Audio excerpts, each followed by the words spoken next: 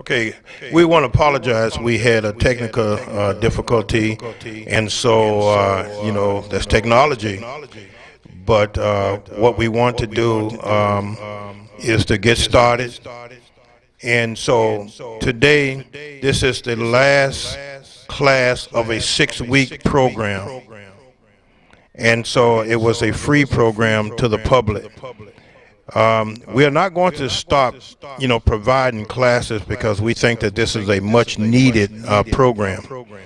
So as we move forward toward the next year, that we hope that you will definitely get something out of what we are trying to offer you.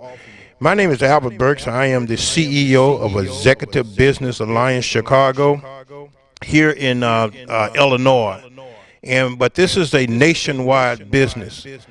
This is streamed live across the nation. We're in the Central Time Zone, so if you get an opportunity, call your families and friends. This is a grassroots effort from A to Z, showing you how to start your small home-based or brick-and-mortar business. And we also provide coaching and consultation to existing businesses.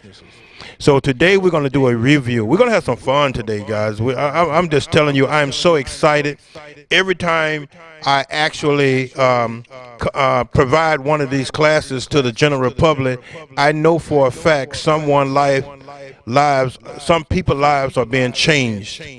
And so what we need to understand is that there's not too many people is going to show you what I am teaching you. The staff at EBOC, we are excited. This is a preparation, and we go through things. We actually go through things when we are actually helping people to build their business. So today we're going to review. So if you missed the last 5 weeks, we're going to hit on subject matters that is going to help you. Okay, so today we're going to start off with common business structures. We're getting ready to talk about corporations, LLCs. If you know people that want to own a non-for-profit company, you need to call them up on the telephone. I will be getting into the nitty-gritty of this. So let's get started. We're going to be talking about sole proprietorships, corporations, S corporation, non-for-profit corporation. What is a qualifying foreign corporation?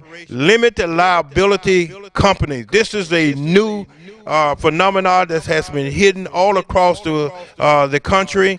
And so we're going to talk about limited liability, some of the advantages and disadvantages of having one. A limited liability partnership.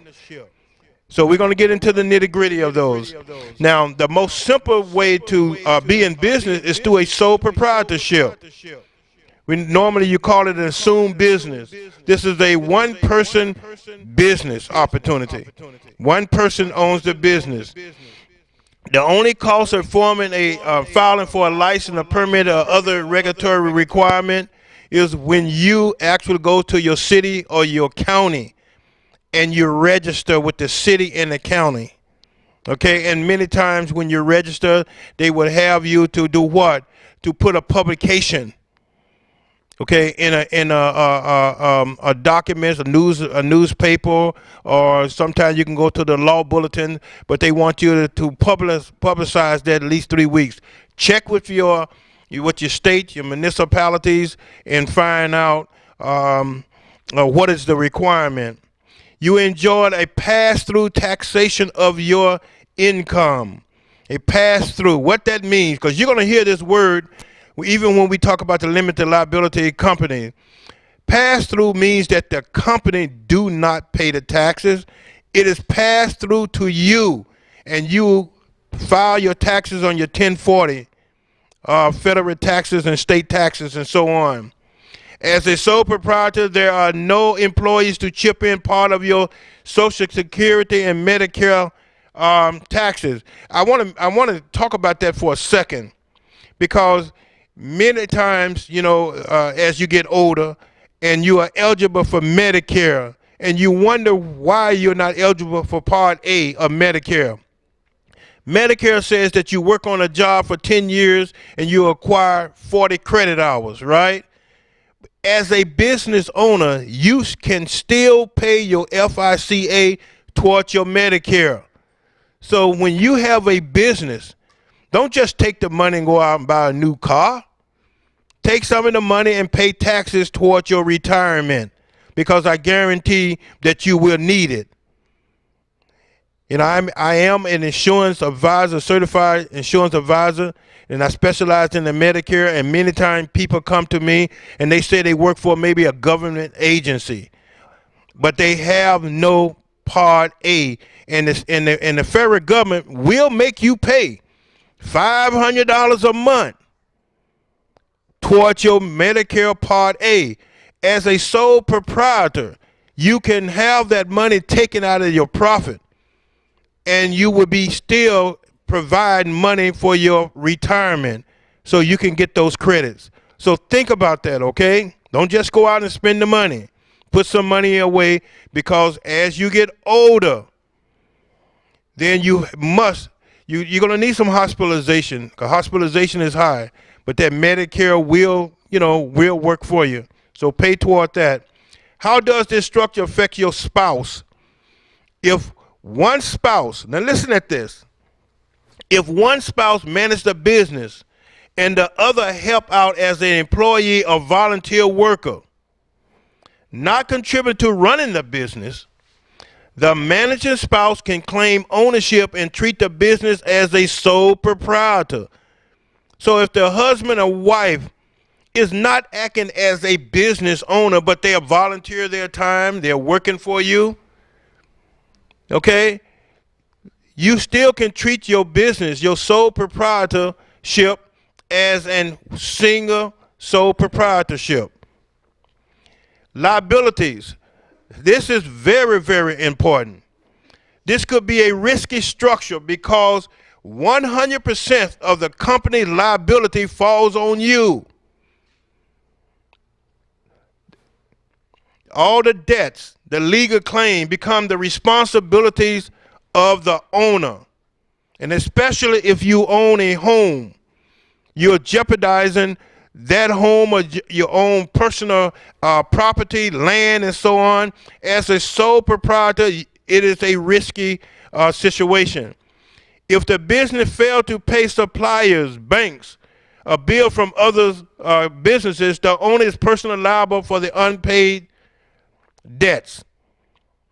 Okay, this is why it's so important that we help you to protect your business structure. And so this is why we talk about limited liability. We talk about corporations and so on, to help you so you don't assume the risk and lose everything that you work for in your lifetime. The only members of the business are a husband or wife who filed a joint 1040 tax return. Both spouses material participate in the trade of the business. If you are participating as a spouse and you're working together, okay, then you're not acting, it can be classed as a sole proprietorship, okay? Both spouses elected not to be created as a partnership. Most of the time when you got two people, they say you are a partnership, okay? It's how you structure that business that is so important. Let's talk about corporations real quick, okay? How to form a corporation. A corporation, some people say C corporation. Some people say Inc., I-N-C-E. Some people say incorporated, and so on.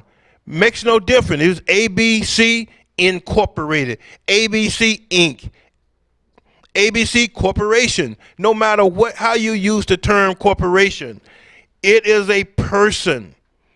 It is different from you. It is treated different from you. How do you file your corporation? You go to your Secretary of State.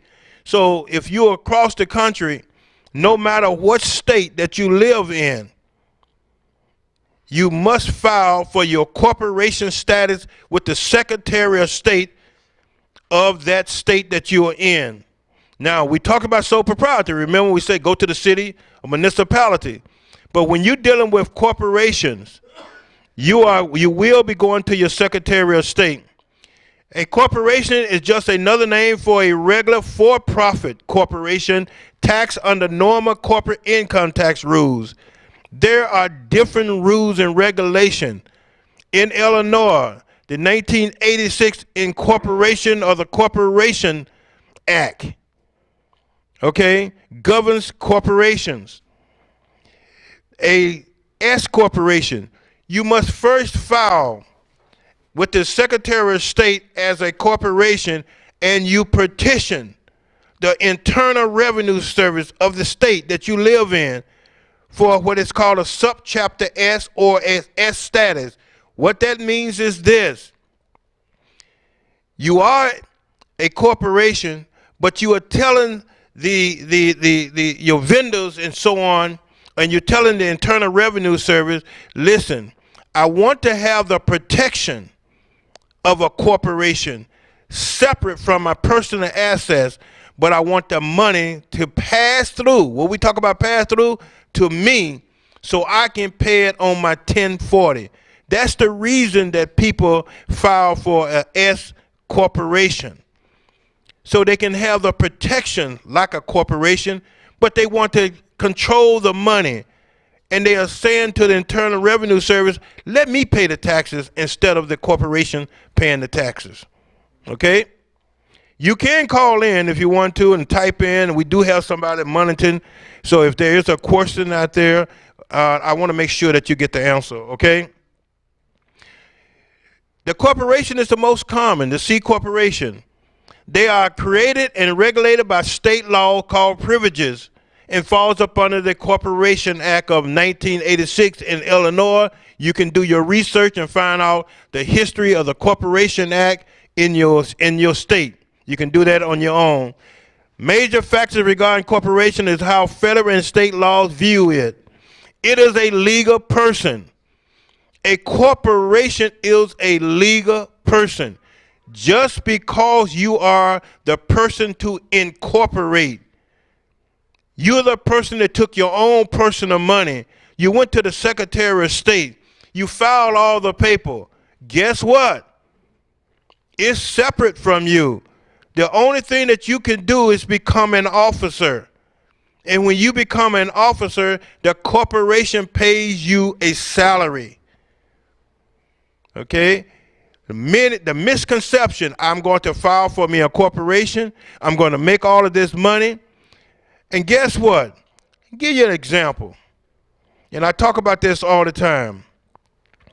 Let's assume that your corporation made $50, and you took $1 and bought a stick of bubble gum.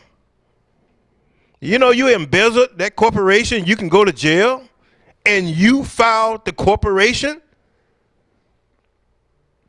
And people say, what do you mean by that? Because, see, if they did an audit on your corporation and they see this $1 missing, and you said, well, I bought a piece of gum, how did it benefit the corporation? It did not. It benefit you. But let's assume that you took the $1 and bought 5 sticks of gums, 5 pieces of gum, and you had your board meeting, and you passed each person a piece of the gum. You can say, yes, the corporation bought a pack of gum, and we passed it to everyone, all the officers, in the gum to release stress. Guess what? You're okay now. So think about it. It is a legal person. It's separate from you. It can sue. It can be sued. But it protects you from your personal assets. And this is why they call it double taxation, because the corporation pays tax, it pays you a salary, you pay tax. And some people say, I don't want to, that's too much taxes. Makes no difference. Taxes to me is taxes, no matter who pays it. Okay? Duties and responsibility of a corporation. It issues stock, A lot of time people file for a corporation and they never issue stock. You own the corporate. That stock shows your ownership.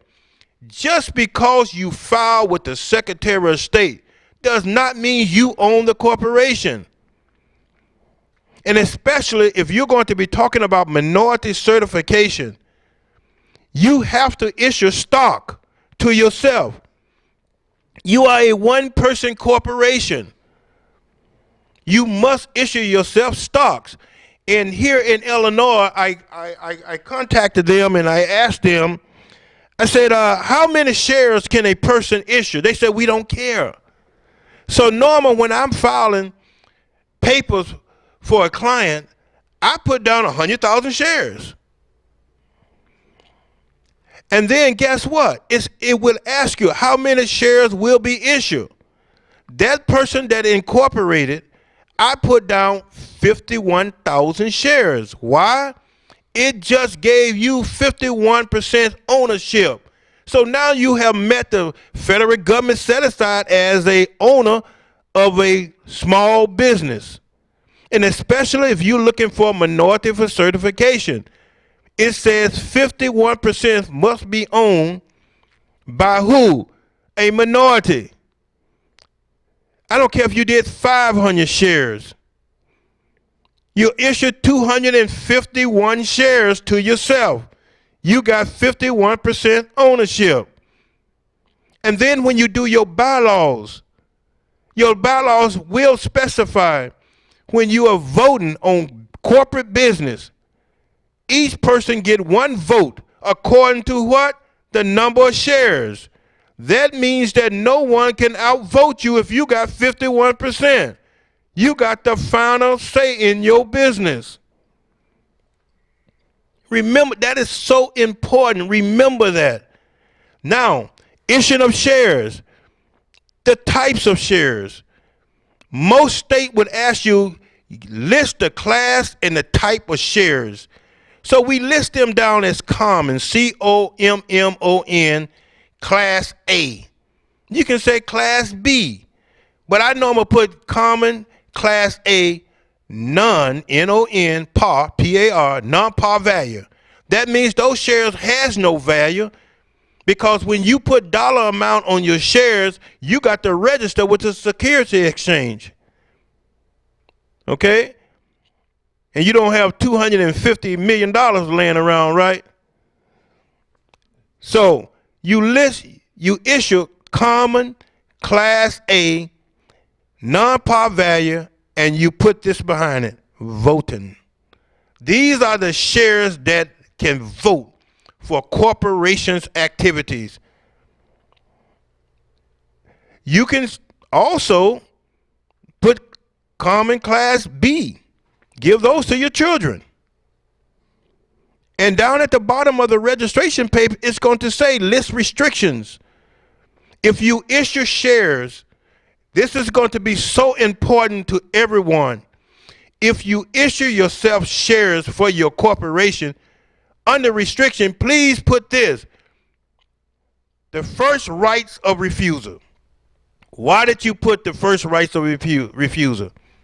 Well, you got your daughter you love so dearly, and she brought Ray Ray home. And Ray Ray is no good. And you own this big corporation. And Ray Ray says, if you give me a divorce, I want to own part of your business. Because he's going to sue her for everything, right? But if you say, and if your daughter has shares, she can say, I'm going to sell the shares back to the corporation. They have the first right to refuse. If they say they don't want to buy, then you have to deal with what you got to deal with. But they have the first right to buy those shares back. What Ray Ray gonna say? Man, she's real smart. No, Executive Business Alliance is real smart. EBOC, we rock. Okay? Elected officers. Elected officers. When you have people that is involved in your business, the presidents, the vice presidents, all of the officers, okay? Your bylaws is so important. When we get into the bylaws, it's going to stipulate who are elected officials of your business and the terms that they will be holding that title before contractual rights applies. Say, for example, the president has a term of 5 years. Then they have to be redefined. Okay, the vice president maybe 4 years. So there's a lot of things that you actually put into your bylaws as in regards to elected official. You must hold a regular meeting of the directors and the shareholders, especially when you are applying for minority certification. It's going to ask you for a copy of your minutes and your first annual meetings. Even if you are a one-person corporation, you still have to give them what they want. And they say you got to have a meeting. Normally I tell people, I said, if you're going to start a corporation, your board of directors, your mom and your father can be a board of directors. And you want to sit down with them and you want to talk. Mom, I got this business. Dad, I got this business. And so-and-so, so-and-so, and I just need to talk to you guys. You are the secretary, you are the vice president, you are the treasurer. We need to talk about, the process of making this business expand or to grow. You can talk to them. You get advice from your mom and dad anyway, right? If those are the people that you trust, they can be on your board of directors. So you can have your meeting and discuss the most simple thing. The board of directors elected to have the bank account at whatever bank, and it has been motioned and approved. Bam, you write that in your minutes. Okay? The purpose. The transaction of any or all lawful purposes for which the corporation may be incorporated under the Illinois Business Corporation Act. It's going to ask you for the purpose. They have this on the paper. Now you can say the transact of any or all lawful purposes for which a corporation it may be incorporated under the state, whatever state that you are. Then you can put catering service. You can add that to it because you want to be specific when you file your papers. They said this is a catering service. It does not stop you when you got a corporation. It's not going to stop you from, doing other business under your corporation. The corporation, long as it's lawful, you can transact what? Any and all lawful purposes. Okay? You're just going to be specific. A carpentry. Auto repair service, catering service. The incorporator must be a natural person age 18 or older. Just hold it. Now, here at Executive Business Alliance, we say that we will definitely help you if you're 9 years of age and older. And how do we do that? Mother and fathers or legal guardians can help you file for your business. They are the 18 and over. And the bylaws allow them to put you as the president. They are the chairman and the CEO. They are the incorporated. There's so many children out here that got ideals. They are doing things. They want to do things, especially for non-for-profit. Selling lemonade. Don't you understand the reason how important? I don't care what the age is, because guess what? You drank the lemonade and it made you sick. Guess what's going to happen? They're going to come after you, mother and father, because you allow your child to have a business. But if that child got a business and they selling lemonade and it's a corporation, then it's a different story. Okay. A registered agent. What is a registered agent? You're going to see that on the paper. The registered agent is anyone who receives the subpoenas and legal documents for you. You rented a company. You rented a store. And all of a sudden, you decide to move from that location. The Secretary of State don't know that you moved. They're going to send a document, the annual reports and everything else. The people are going to serve notices to that address. The primary objective of a registered agent is so that that person can receive information and they know where to find you. The state is not going to go and do search. They just going to, and you don't know that you're supposed to have filed for an annual report, and guess what?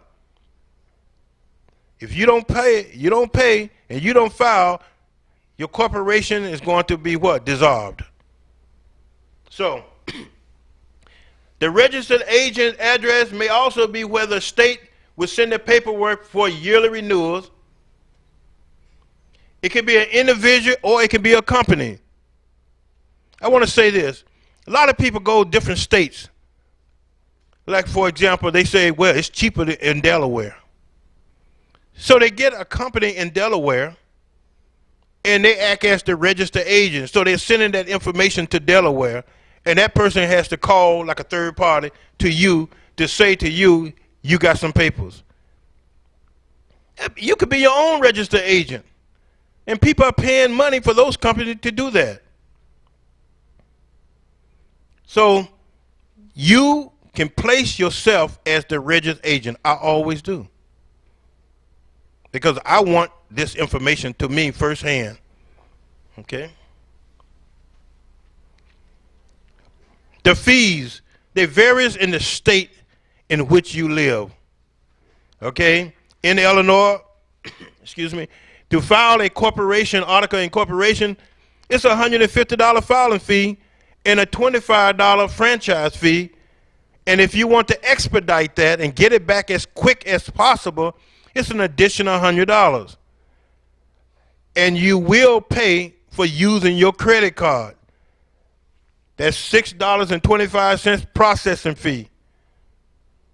So it equals to about $281.25 to file in the state of Illinois. Let's go back to the Delaware. The person says, I don't want to file in Illinois. That's too high. And let's assume, and I'm not saying it's cheaper, that you went to a state like Delaware and you filed, and let's just assume it was $50. I'm just throwing up a price. And you say, wow, this is fantastic. I only paid $50. What you pay what? $200 in Illinois? And you live in Illinois. Guess what? You come back to Illinois, Illinois is going to say, you run a business? Are you registered in this state? Because guess what? You live in the state, so they really have jurisdiction over you, right? In order for you to run your business in Illinois, you got to have the authority. And guess how much the authority costs? $500. So now you done went out and paid the $50 because you thought you're going to get it cheaper than another state. Now you got to come back and pay another $500. Bad business right off the bat, right? So make sure that you know the amount, and if there is any provisions that the state would charge you for operating a business in that state. There's always a catch to it. You're not going to outsmart them. Okay? And also, you heard me talk about that annual report, right? In Illinois, to do an annual report, let's assume that it was $100. And I had a client that she decided to go to this other state, and the other state law says you would pay your annual report, your annual filing fee, based on the number of shares issued. The lawyer in that state issued her 1 million shares. And the law says that you have to pay $10 per share. She owned 51,000 shares times $10. They billed her for $51,000. She said, oh my God, what am I going to do? I said, well, I don't know what you're going to do, but first thing in the morning, I'm dissolving this corporation and file in Illinois, because she lived here. So you got to understand, you need to know the laws of the state that you're filing a corporation. Payments can be by MasterCard, Discover, and so on that you can pay, you can use. We talked about the common stocks. The type of filing, they only have one class of stock.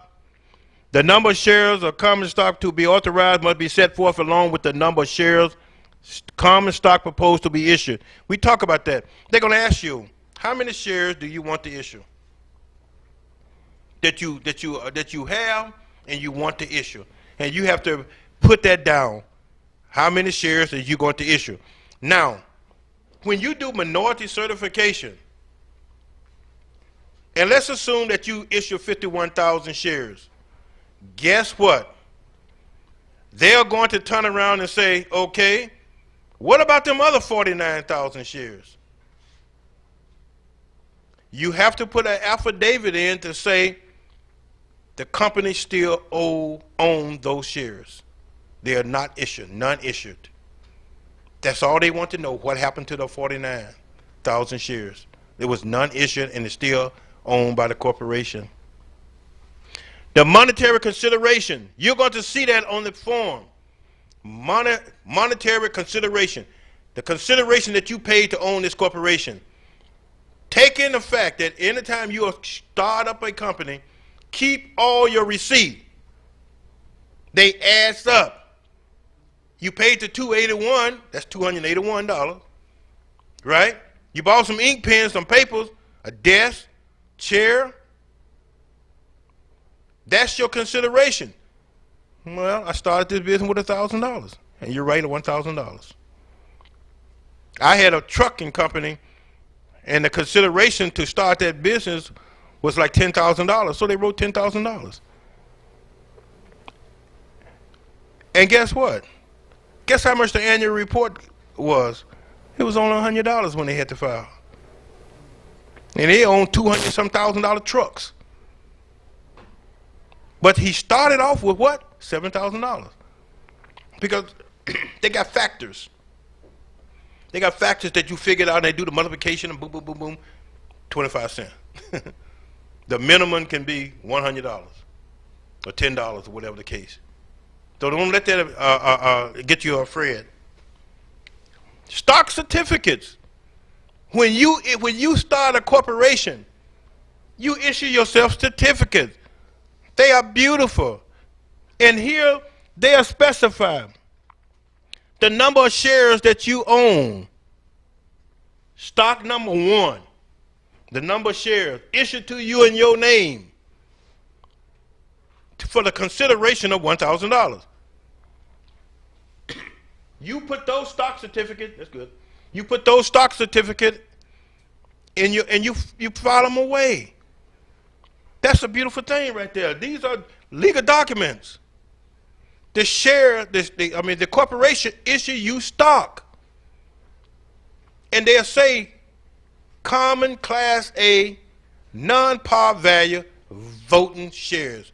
And that's 51,000. That means you got 51,000. You now can prove that you have an article of incorporation and you own 51%. Right? Buy you an embosser.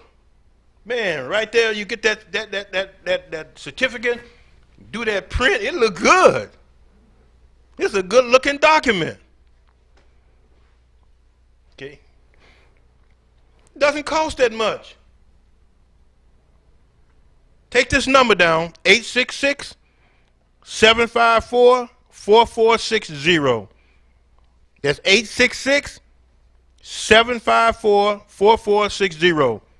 Might be still in business. I ordered certificates from them. Okay? An S corporation. File using the same form, the BCA 210 form. Now we're going to stop right here. We're going to come back. And when we go off, I want you to go grab some water, get on the telephone, call somebody, and tell them that they're talking about creating companies. They're going to the nitty-gritty of teaching you how to start your company, because we got a lot of stuff to talk about. And wait till you get into this non-for-profit. You're going to love it. Okay? And while we are offline, we will be talking to and interviewing people, and we actually come back online. Okay? So we got a lot of stuff to do. So as we go down, we just giving you a break. I know this is a lot of information. And I'm going to bring up our Chief Alliance Officer. She's going to talk to some people. We are going to, you know, we have fun in between. So Miss Cheryl Garrett, this is our Chief Alliance Officer. She is the person that make all of this stuff happen. I'm just the instructor. I just got a title. I don't even know what it stands for. Okay? So I guess we are off now for a few minutes. Okay.